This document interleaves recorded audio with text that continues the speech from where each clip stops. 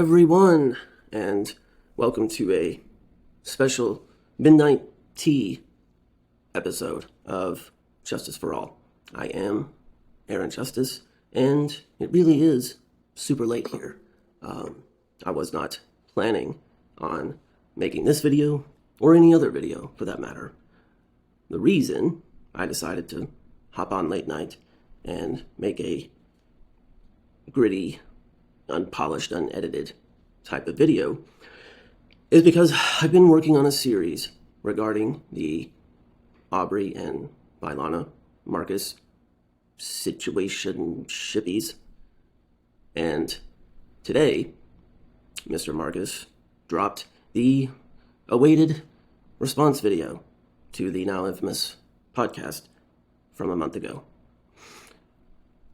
I was waiting to do these other episodes in a group, in a series,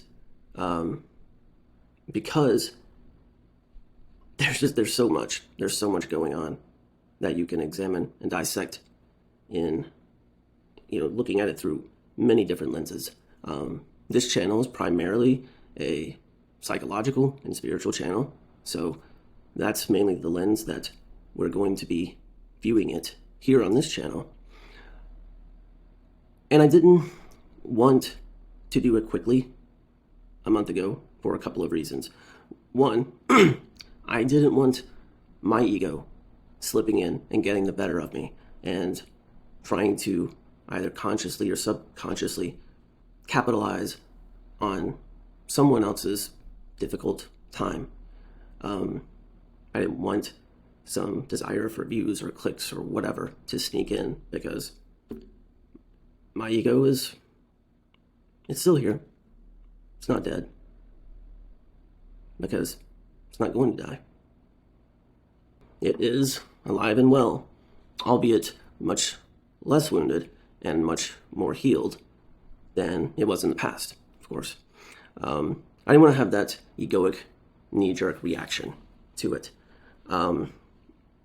Also, I didn't know much about the situation because I've never really followed Aubreymarcus, and if I'm being honest, it's the truth, which I try to go by on this channel.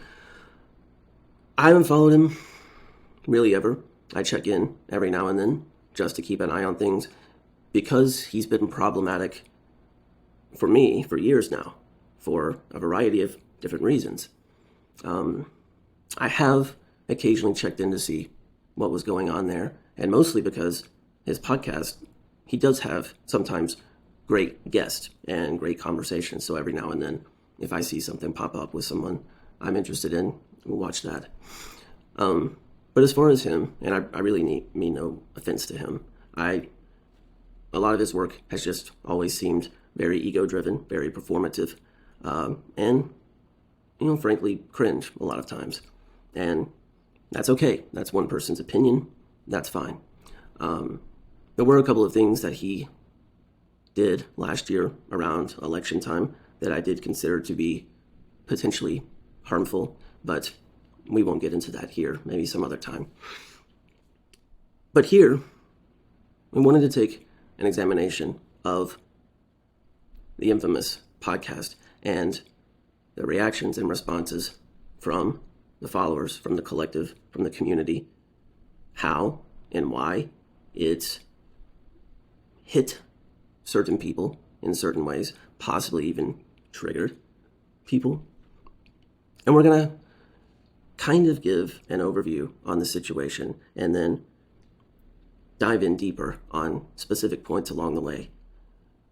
Not to get into, these people's bedroom and their business in that way, but as influencers and self-proclaimed social media people, there is a certain responsibility that comes with that on the content that you make and put out.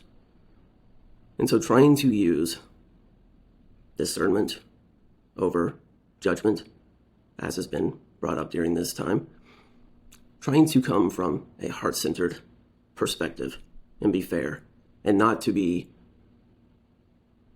judgmental, coming from a fear-based thought pattern. honestly, that's probably going to be really hard for me.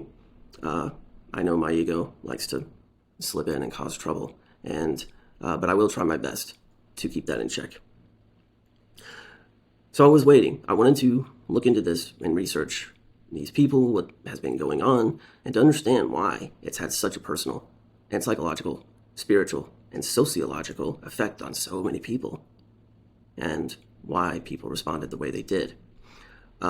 Initially, I was just going to do one long video, but as it turns out, that would be a gargantuan task, and I don't think anyone wants to watch a 3-hour solo episode of me talking about this. Instead, I'm going to break it down into a full series of small videos based on topic and the topic at hand within that podcast and what's going on now, what's happening previously, and what that means, right? Using the microcosm of this Marcus situation to garner a better view of the macro perspective of social media spirituality and how it is unfolding today.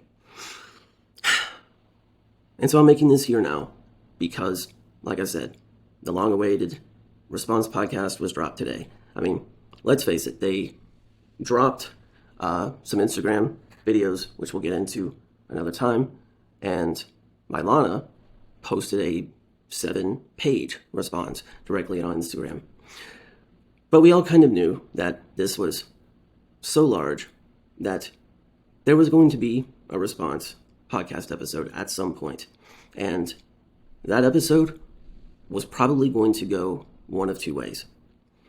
One, that all of them took a really hard look at what people were saying, what people were thinking, and how they were reacting, because this wasn't just a couple of people. This wasn't just, 25% didn't like it or had differing views or opinions.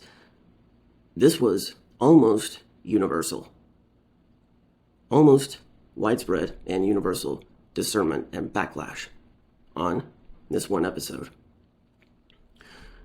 And so we're going to be looking at all the different little things that are pertinent to us as a collective, as viewers, and also the spiritual community at large. And so this first perspective, potential perspective for an episode would be, hey guys, we're coming out. We've read the comments. We've seen the reports from around the web. And we just want to have an open and honest conversation with everyone where we come out and address all of these different factors personally and have a dialogue with it. I think a lot of people would have reacted to that very well, and they wanted that, myself included. But then, of course, there's perspective number 2, which is damage control. Trying to salvage the brand, the AubreyMarcus brand overall, or at least protect it. And this, of course, would come in and be taking no accountability or responsibility on certain things and continuing to play this victim card, continuing to play the conscious evolution narrative and build that up. What we got was aubreymarcus not bringing in his wife, vylanamarcus, but instead his ex-fiancée / best friend in the whole wide world / best maid of honor at the wedding. And what proceeds out of that is a 2-hour conversation that we could have guessed and predicted, but we really hoped wouldn't come. They start out, just right out of the gate, talking about the issue and the backlash overall, and how it's affected them so much, and how it seems to be unwarranted, making comparisons to war and, the burning of witches, a witch hunt, and all of these other aspects where he was the victim of this online bullying presence. Now, I will give him that there was a lot of backlash, and some of it, was perhaps a bit strong. Some of it may have been projection. Some of it may have been wounded ego. There's a lot going on there. But when you have 90% of your audience having a very strong negative reaction to something you point out, and that's not going to give you pause to at least stop for a second and say, okay, there's massive reaction to this. Maybe there's something I really need to take a look at here. But instead, it's playing a sob story, completely holding victimization, going on to having massive crocodile tears, and acting that was reminiscent of Amber Heard in that trial. I mean, just as inauthentic as we hoped it wouldn't be. At least that's my perception. They then go on and backtrack through their own relationship and talk about that and talk about the timeline, and also with Whitney, and then with, of course, now Vylana and Alana and all of these things. But the whole thing, there's never any type of admittance or accountability. There's never even a shred of actual self-reflection, actual deep shadow work in terms of this. It's all the same as he responded after the first one on Instagram, where it's defensive, defensive, defensive. Taking it to the upper echelon of fake tears and emotion and all of this. Now, by saying that, I'm not saying that this man or these people haven't been hurt and haven't gone through. Of course, they are human. Of course they're going to be hurt and upset over things. But that's the issue, is on the episode, it doesn't look as though this is deep and coming from the heart space. It looks, again, performative. It looks like bad PR damage control. It looks like fake tears and wallowing in, I just want to be loved, and not addressing the very real issues and concerns that are going on here as far as marriage, the treatment of women, as far as the responsibilities that you have to your audience and the public. There's lots of things that we will get in and talk about here, but needless to say, I don't believe the collective got the episode that it may have been hoping for. I think it got the episode that they feared would be coming. That's just my opinion. Obviously, watch the episode for yourself and decide. The comments were, well, let's just say we've seen these types of comments before very recently. And it reflected what was up on the screen, in my opinion, of course. At the end of the day, why am I doing this series, and why does it matter? I don't actually care about what these people do in their bedrooms and outside of it, what have you. Live your life. Live and let live. Have fun. Do whatever. But I, as a practitioner, follow the golden Hippocratic rule, which is do no harm. And that, for me and my perspective, is why there was such collective backlash here.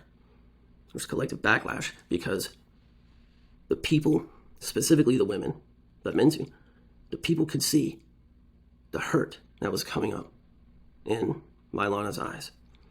The people could see Mr. Marcus's disregard of these emotions and hear the stories about the disregarding of her mental and emotional state already a number of times. And we'll get through that. We'll get to that later. But also, these people, the audience, the fans, the followers, they've been lied to and manipulated and brought in to spend hard-earned money with a focus on this, what was being sold and packaged as sacred or divine union, only to find out it was anything but. Doesn't mean that there isn't some type of love or care there, but the point of the fact is they were selling a product that didn't exist, and people bought into it. And people do not like being patronized, being manipulated, being taken advantage of. And people especially don't like being played the fool, meaning we bought into this. How do we not see this? So now this is serving as my introduction video to the series. Initially, it was going to be starting at the beginning and going from there. Now this will serve as the intro, and then we'll circle back around and look at this entire situation based on topic, based on interest and the different facets of what was playing out here with 4, not 1, not 2, not 3, but 4 people that were on stage at that podcast. And so, being an introduction, I need to give a couple of quick disclaimers. Disclaimer number 1, I really am trying to come from a heart-centered space here and not be cruel or hurtful. Try to talk about the situation as it is and not the individual people in their flaws. I'm not elitist here. I've done ridiculous things in my life. But there also has to come a time when we look at something and we just have to stop the cap. Just stop the cap, cut the BS. Let's call it what it is and be honest and authentic about it. So I apologize in advance if there are things, if my ego comes up and I'm perhaps mean or cruel or maybe even being just unfair. It's not my intention. But I know my ego, and I know some thoughts and feelings that my ego has about this. And I'm not proud of that, if I'm being truthful. Disclaimer number 2, there are certain words and labels that have been floating around concerning this situation. I am not going to use those words and labels, not because they're not correct or appropriate even, but because of my professional ethics and being a practitioner. When I say these words, I have to be responsible in that it carries weight, right? If I had a different job, or we're coming at this like a lot of people are, using narcissism, narcissist, using emotional abuse, using drug addiction, sex addiction. If I were just, anyone else with a different job, then I could say those things, and maybe it's not right or wrong, but it wouldn't carry any weight. But because of what I do as a career and as a calling, I have to be as academically clear as I can see. And so, whatever you guys have chosen to use with those words, it's fine, of course, absolutely. But I am not a diagnostician, and one podcast and some other videos is not enough for me to be formal about what's going on here. But I will try my best to talk about these things in a way that's appropriate, while of course still honoring the people that have used those words. In the latest episode, they do have a conversation about labels and how labels are used, and they make valid points there. But I don't think they were altogether covering the reality of the situation. So terms like that may be applicable here. I'm just not going to use them for ethical reasons. It's completely fine if you do. In my opinion, you're free to do that. That's a moral or what have you issue. And you can decide that for yourself. I understand. We'll just say I understand why people are using those words, and I don't fault anyone for using those words. However, the one word that I will use that is absolutely appropriate is ego.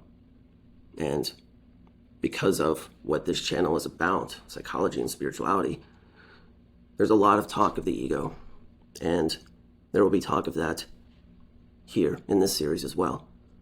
What role does it play? What does it look like? How does it show up? Etc., etc. So, if a topical short video series about this situation and what it means to the greater collective of the spiritual and wellness, personal development communities, then by all means, please like this video, subscribe to the channel. They will be rolling out over the next few days. And of course, if you guys watch the episode, or even if it's about the previous episode or this situation as you see it, feel free to add to the comments, talk about it. What were your reactions to this response video? Am I way out of line in my viewing of it? I'm not always right. Feel free to leave your remarks and also ask if there's any topics that have to do with this situation that you would like to see discussed more. By all means, drop it in the comments, let me know, and we may get to it. As always, thank you for being here, thank you for watching, and please subscribe to the channel as we go into episode 1 of Keeping Up with the Marcuses.